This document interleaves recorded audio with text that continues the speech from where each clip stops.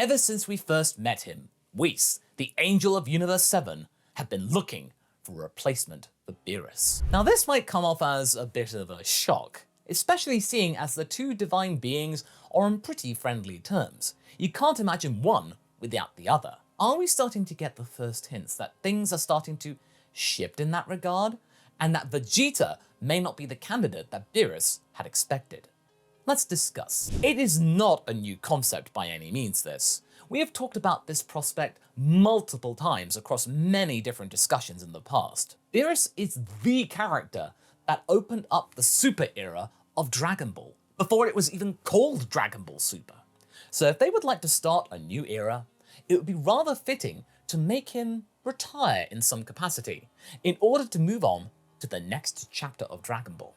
Of course, there might be an easier explanation for all of this. The cat is simply not going to retire anytime soon, and Whis is just trying to motivate him perhaps to work a little bit harder at his job and be on his guard like he is supposed to. By introducing potential candidates, it may prompt the cat to be awake a little more often, to be aware of what's going on, and not have someone come in right under his sleeping nose. Also, it allows the merchandise of Beerus to still be relevant due to his popularity after nearly a decade. In fact, actually a decade. Though arguably, a lot of less popular characters than the cat still had their figures and other gadgets sold, and even they had finished their tenure on the show years ago.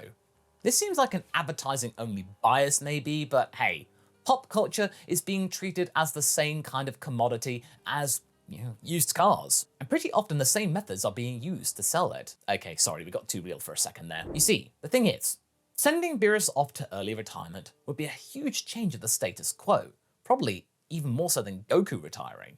And while lately we got some more lasting developments, Goten and Trunks aging up finally being the best example, it's still up in the air whether the Triple T, that's Toyotaro, Toriyama and Toei, is ready to say goodbye to the OG GOD, and give him his last hurrah before going off to a permanent sleep. Because honestly, everyone has been waiting for that rematch with him and Goku, or that serious fight with Vegeta. It didn't go the way people thought it would, as Beerus finally admitted his deed to Vegeta quite openly during the manga, and Vegeta sort of took it, and no one expected that. But then again, the status of this conversation in animation is at best unknown. It's only been in manga form, so the animation could change. That's one of the reasons we need Moro and Granola to be animated. As simple as that. This was too important of a moment to be just omitted or just glanced over. And whilst Vegeta's reaction might have been underwhelming to some, it kind of makes sense, all things considered. But surely one of our protagonists has to fight Beerus at his 100% eventually. At this point, it's merely not a prediction, but a promise that was kind of made and slightly alluded to in the Battle of Gods movie and its serialized adaptation. So now here we are, in 2023, and the cat is still relevant. He isn't the main character, but most of the time, he either provides some important exposition to our main characters, or maybe helps in developing other characters. His biggest role after the Super anime ended was definitely his training with Vegeta. But he also has some pretty major gags in the C-plot of the superhero movie. What do I mean by the C-plot? Well, that kind of gets expanded in the manga as the first thing in the current arc really worth expanding, so far at least. And in that expansion, there is a blink and you miss it moment that may be foreshadowing what a lot of us have thought for quite a while, and actually makes the most sense, and something I've touched upon in a couple of what-ifs. The offhand comment about Broly being able to accidentally destroy Beerus' planet, which, with the GOD allowing the three to basically stick around, as he says, may give us some rather interesting implications. It might only be stick around till this training session is over, but other than being smitten by Chilai and really genuinely liking the kindness of Lemo and his food, one has to ask something. Are they going to be living there with him for good? Because honestly, this place is pretty safe from Frieza's clutches, and definitely better than their current home of Vampa. And Whis and Beerus could also benefit for having the three of them around in many other ways. But still, it's time to address the ape in the room. Is Broly really such a good GOD candidate, or is he just fanfiction fodder? I mean, the main realistic contenders are either himself or Frieza, but I know which one would also be preferred for you lot. Let's first review the points against his candidature. First, he is too innocent and might be objecting to destroying planets. Even though it is part of their natural cycle in this universe, he would still be reluctant. Second, he might not like immortality and being able to drastically outlive his closest friends, seeing them die, including Chilai and Lemo. We are not taking his control issues into consideration here, as these are clearly parts of his character arc that are being worked on as we speak and he can overcome. Third, his mind is kinda simplistic. And we do not mean that the guy is stupid or anything. He really isn't, given how harsh and savage his childhood was. It's just about being able to grasp the divine order and going along with it, something that even the likes of Goku struggles with at times. But then again, considering how the Great Priest likes Universe 7, perhaps it's gotten too stale and someone being oblivious might be a breath of fresh air perhaps. I mean, you can't get any worse than poor Sidra, am I right? You don't feel bad for Ro, but Sidra is kinda tragic. Not only does he not want really to be a GOD, but he also has to work with this guy. Ugh. Universe 9 really has run out of options. Maybe they should have taken the Frieza pet. Now let's focus on the arguments that would speak for Broly both in the story and outside of it. First, the latter. Thematically, destroying planets was always Broly's thing. He's caused some notable destruction throughout the entire franchise. I mean, not destroying the whole thing, that's a DBZA joke, in the South Galaxy, which is basically his calling card. This was a much different character, of course, when it comes to personality, but come on. The roots are there, it's quite clear that there is some connection to the past. Second, he will finally have a use for his enormous force, which has really been a double-edged sword at best. Being a being of such immense power that it lacks control and purpose is dangerous to a lot of parties.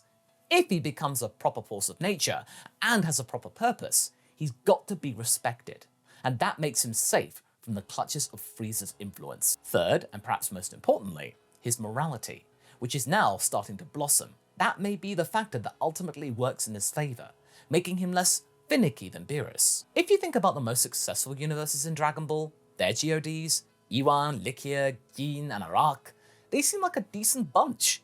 They may be arrogant, sure, but they don't seem like anyone who might erase planets on a whim just because they didn't give them the right bowl of pudding. And Broly has this vibe as well. He's not the type of character who would, when he's in control obviously, carelessly go about destroying a world that wasn't destined to go away. Also, I'm pretty sure that Whis would be able to extend the lifespan of Lemo and Chilai as well, who'd remain his moral compasses for the time being.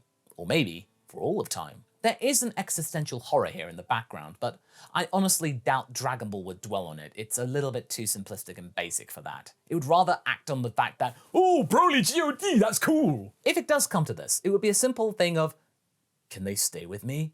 And Whis just says, okay, and boots him on the head with his staff. Done. Now, we're still not at the point where Beerus himself takes an interest in Broly. He barely recognizes that he's even there, and is mostly annoyed by the possibility of him wrecking up his place. This, for now, might be the biggest red flag. But, then again, it would actually feel much more artificial if Beerus just warmed up to him almost at once without any sort of proving. Instead, he'll get there through his friends. But one can wonder if the cat himself will start training the Saiyan. And what would be his form? Because, oh boy, it's not going to be Ultra Ego. We do not want that. And we do have a firm belief that it doesn't have to be. That the destruction energy manifested in a certain way due to a Vegeta's personality or something. Destroyer Toppo seems to be a good example. If we just could have seen both of the forms in the same medium, it would help this line of thought have a very much stronger foundation. But hey, we're just using what we've got. So what could be Broly's new form?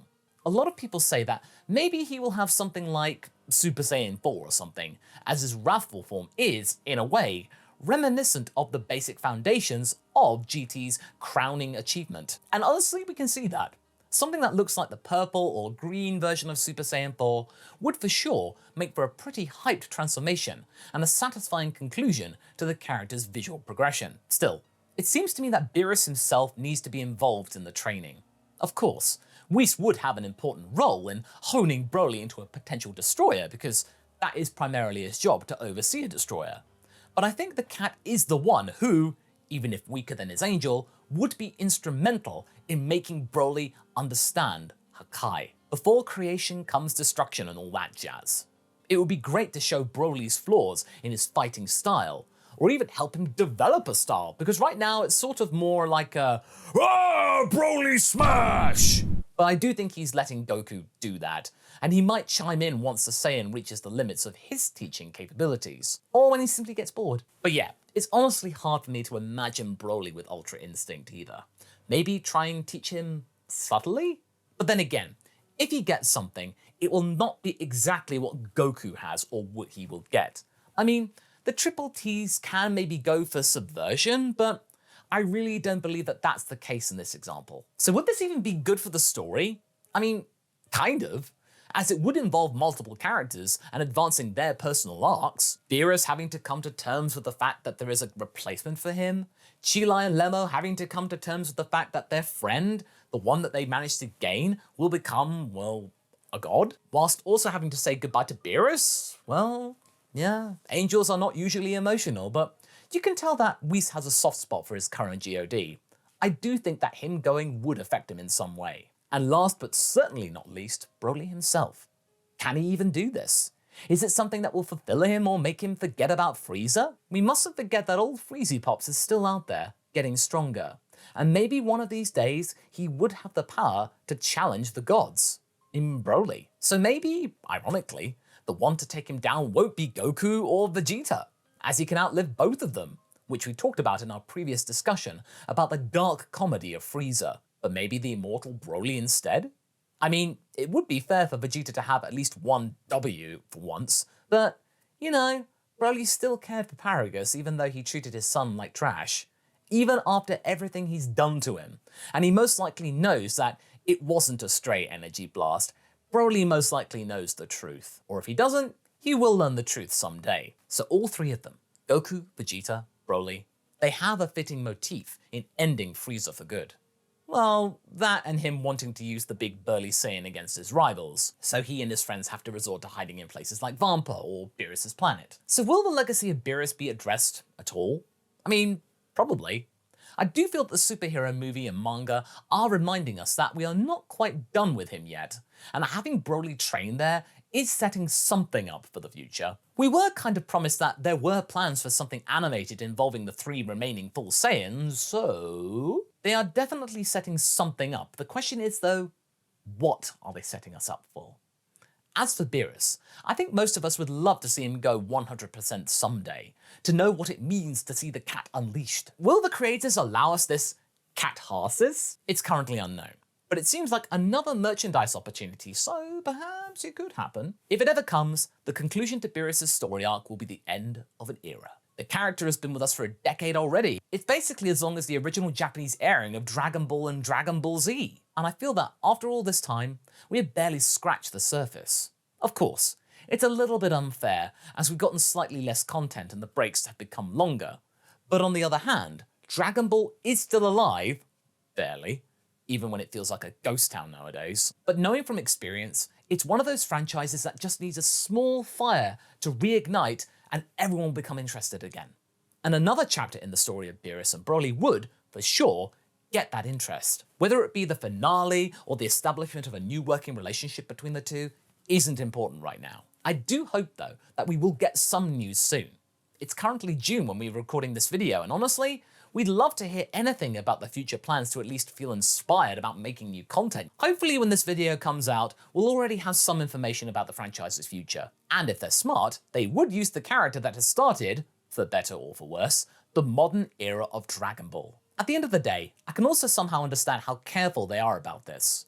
Dragon Ball isn't the type of series that, in the current day and age, definitely wants to end. And once we go past the gods, where is it going to take us? Maybe back to square one?